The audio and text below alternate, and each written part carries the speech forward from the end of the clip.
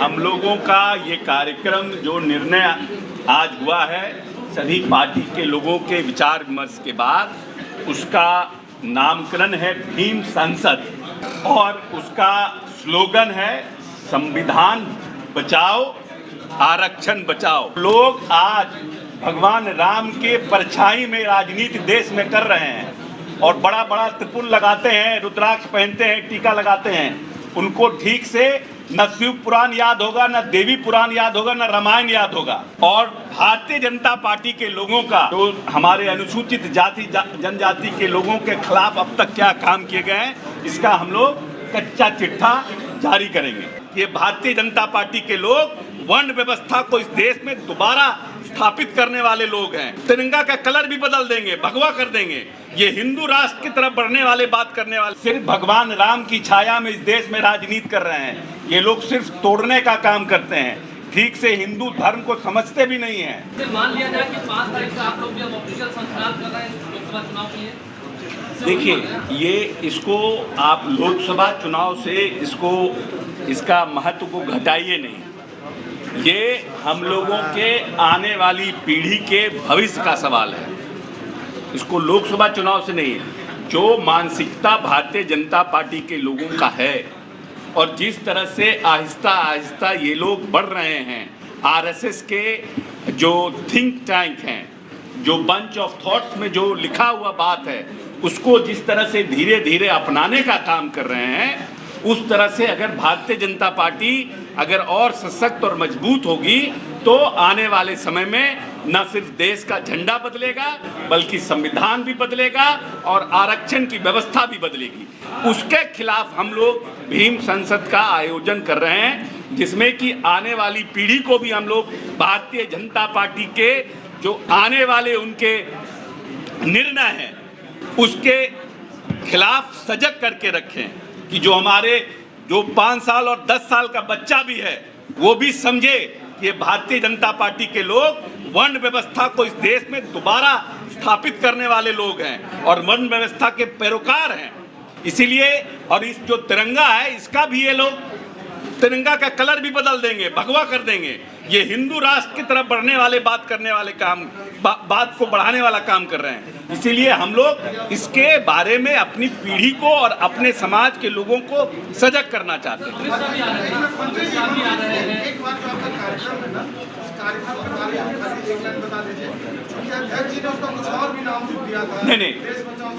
नहीं, हमारा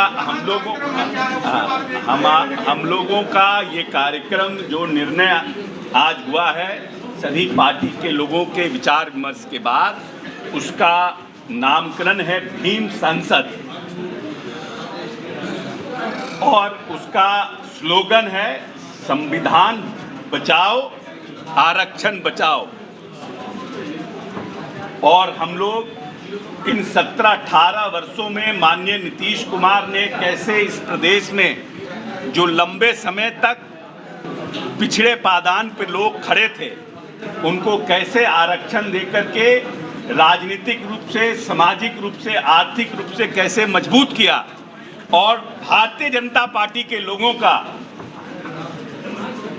इस आरक्षण के खिलाफ में या जो हमारे अनुसूचित जाति जनजाति के लोगों के खिलाफ अब तक क्या काम किए गए हैं, इसका हम लोग कच्चा चिट्ठा जारी करेंगे। आप कह रहे हैं कि भाजपा सत्ता का वेटनरी कॉलेज ग्राउंड में पिछले महीने जो है आप लोग के द्वारा पुलिस के द्वारा, बिहार पुलिस के द्वारा भाजपा की संसद पे और उनके कार्यकर्ताओं पे लाठी बरसाई गई थी, जिसके लिए तलब किया गया है। वो ये हमारे से रिलेटेड नहीं है। तो वो क्या सत्ता का दुरुपयोग वो नहीं है? नहीं, ये हमारे से रिलेटेड कोई प्रश्न नहीं है। जनरल प्रेस कॉन्फ्रेंस में पूछिएगा। हाँ, सवाल है सनातन धर्म को लेकर के सवाल उठ रहा है। आरजेडी के प्रदेश अध्यक्ष हैं जगदानंद सिंह, उनका कहना है टीका बढ़ा लेने से, दाढ़ी बढ़ा लेने से कोई सनातन धर्म का अनुयायी नहीं हो जाता है।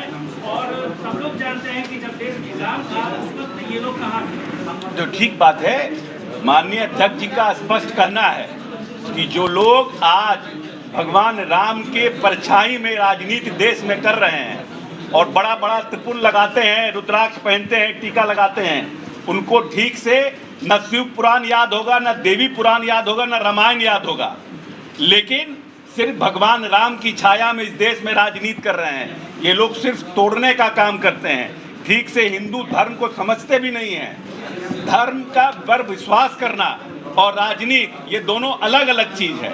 हम धन पर विश्वास कर सकते हैं,